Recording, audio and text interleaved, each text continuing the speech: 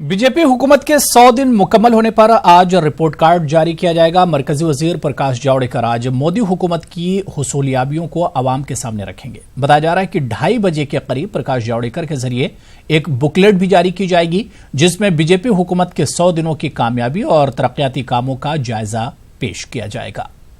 चलिए इस खबर पर और बात करेंगे। हमारे साथ वाद्य अनूप गुप्ता इस वक्त फोनलाइन पर जुड़े हुए हैं। अनूप, बीजेपी के मोदी 2 गवर्नमेंट जो है उसके 100 दिन एक तरह से मुकम्मल हो रहे हैं और इसे लेकर आज एक बीजेपी प्रेस कॉन्फ्रेंस करने जा रही है। बाकायदा इसमें एक बुकलेट भी जारी होगी। कितने बजे ये प्रेस कॉन्फ्रेंस होगी?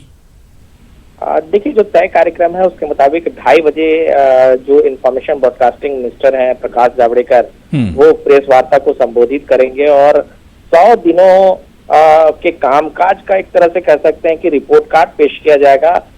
कुछ दिन पहले ही प्रधानमंत्री कार्यालय की तरफ से सभी मंत्रालयों को यह निर्देश दिया गया था कि पिछले 100 दिनों में क्या कामकाज किए गए हैं, क्या उपलब्धियां उनके मंत्रालय की है, उसका जो है एक रिपोर्ट पीएमओ में सबमिट करने के लिए कहा गया था।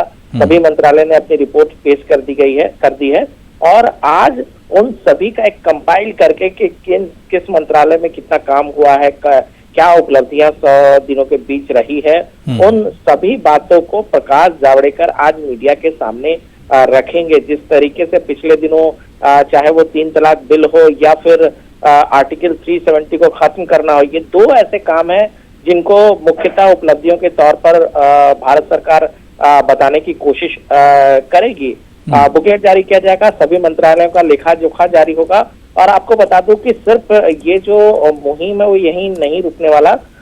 आने वाले दिनों में एक अभियान के तौर पर इसको चलाया जाएगा कि नरेंद्र मोदी सरकार ने इन 100 दिनों में क्या क्या काम किए हैं और उसको लेकर जो है तमाम जो मंत्री हैं जो केंद्र सरकार के, वो राज्यों के कैपिटल में जाएंगे और वहां पर वो प्रेस वार्ता को संबोधित करेंगे और लोगों को बताएंगे। इसके अलावा जो बुकलेट रिलीज किया जाएगा वो तमाम लैंग्वेज पे, तमाम भाषाओं बिल्कुल जाहिर सी बात है कि इन 100 दिनों में सरकार ने क्या पाया क्या खोया, उसकी जो हुसूलियाबियां होंगी उनका जिक्र किया जाएगा। बहुत बहुत शुक्रिया अनूप हमारे साथ इस खबर पर जुड़ने के लिए और अपडेट करने के लिए। तेलंगाना से खबर है जहां सरकार आज काबीना में तौसी करने जा रही है।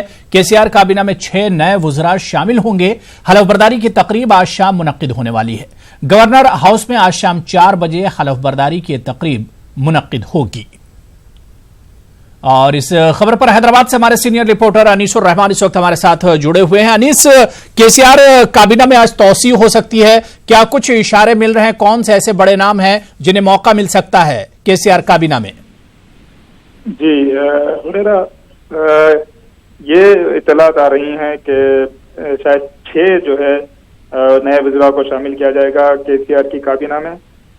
काफी अरसा हो चुका था, गुज़िश्ता साल जो है दिसंबर में असेंबली के इंतखाबात हुए थे और जो फरवरी 2019 में 10 वज़रा को हलफ दिलाया गया था। उससे पहले केसीआर के साथ महमूद अली ने बतौर वजीर हलफ किया था। तो कुल मिलाकर 12 वज़रा काबीना में शामिल किए गए थे।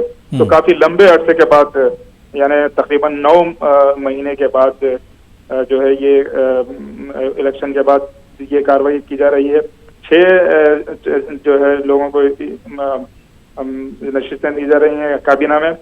केटीआर जो केसीआर के फर्जंद हैं उनको तवक्को है कि लिया जाएगा। इसके अलावा हरीश राव जो है उनको भी इसमें शामिल किया जा रहा है, ऐसी इत्तलात आ रही हैं। इसके अलावा सबिता इंदिरा रेड्डी जो कांग्रेस से टीआरएस में शामिल हुई थी, उनको भी जो है तवक्को है कि काबीना में से शरीक किया जाएगा। और मैं ये भी बताता चलूं कि गुज़िश्ता जो केसीआर की हुकूमत थी वो उसमें ख़वातीन को शामिल नहीं किया गया था, काफी तनकीदें हुई थी उन पर। तो इस बार तवक्को है कि सबिता इंदिरा रेड्डी के साथ ही साथ सत्यावती राठौड़ को भी जो है इसमें मौका दिया जाएगा। तो कुल मिलाकर इसमें 6 जो नए जो वज़रात दी जाएंगी, तो इसमें 2 ख़वातीन को शामिल किया जा रहा है, ऐसी तवक्कुआत हैं। बिल्कुल 2 ख़वातीन को शामिल किया जाएगा और जो बड़ा नाम हो सकता है वो केसीआर के बेटे को भी काबीना में शामिल किया जा सकता है। ये भी खबर आ रही। बहुत बहुत शुक्रिया अनीसुर रहमान हमारे साथ जुड़ने के लिए, इस खबर पर अपडेट करने के लिए।